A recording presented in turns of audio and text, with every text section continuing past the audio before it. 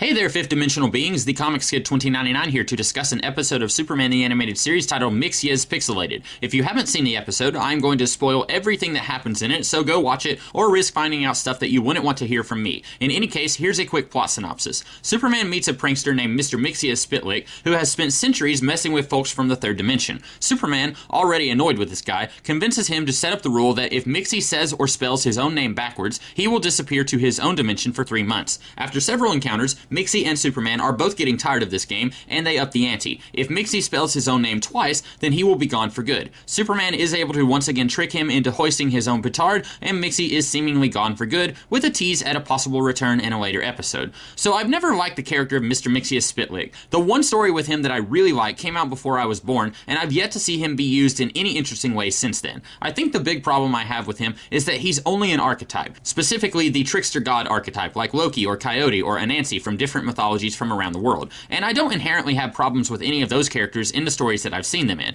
Take Loki for instance. He's a trickster just like Mxy, but there's much more to him than that. A lot of times he uses deception to aid him in whatever he wants, but we often see more to his character than just dude who decepts. Look at most of the Marvel movies that he's shown up in, or the Loki miniseries by Robert Rhodey and Asad Rivik. The trickster god archetype is just a base that the rest of his character is built on, but we don't get any of that with Mxy, at least in most stories. He's only the archetype, and nobody ever bothers trying to add anything to that base to make him an actual character. Now you might be saying that this is only a problem in the comics, where he unfortunately appears much more often than he does in the series. Since Mxy only appears twice in the whole series, the people making this show probably weren't that concerned with rebuilding a character and giving him lots of nuance and potential for many future appearances. But even for just one episode, this character is so empty. There's just no substance here. Not just in the character, but in the episode. And I say that as someone who likes this episode, at least as much as I can for it featuring Mr. Mxyzpixilated. But even ignoring the substanceless antagonist of this episode, Mxy doesn't have much of a gimmick either. He messes with Superman, he says his name backwards, he comes back in 3 months. The entire episode is just a series of gags all strung together pretending to be a cohesive plot.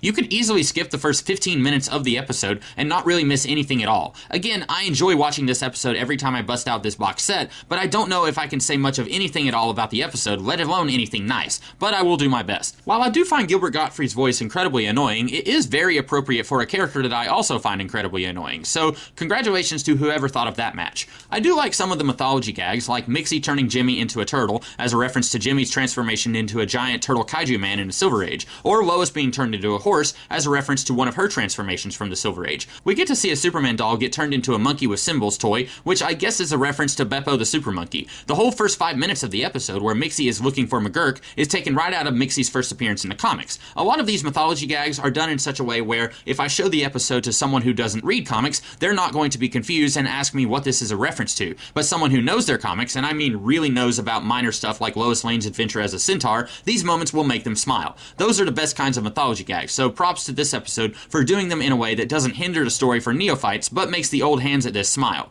I also like all the ways that Superman is able to outsmart Mxy. If I had a fifth dimensional imp making my life miserable, I know I wouldn't be able to think as fast as Superman does here, so it's nice to see that Superman isn't all brawn, and is capable of using his brain to defeat his enemies. And while we're at it, I really like a lot of Mxy's transformations. A lot of times, I don't want to say this series gets too serious, but it doesn't get as lighthearted and goofy as this episode does. And with Mxy being the villain of the episode, this was a good chance to allow us some levity with some of the ways that Mxy manifests, like in the newspaper comics, or in the different months in the fifth dimension, like Pants or Relish. This was pretty fun to see. Overall, what I like about this episode are the tiny bits and pieces, but the overall whole isn't even an actual episode, just the same sketch repeated with different variations a few times. So it's difficult to talk about without just going through and mentioning all of the small things that I like. So not a great episode, but certainly a fun one to watch every once in a while. In the meantime, I hope you guys enjoyed this review, and if you did, be sure to check out some of the other stuff that I do on my channel. And I'll be back next weekend to talk about another episode of Superman the Animated Series. In the meantime, you guys have a great rest of the day.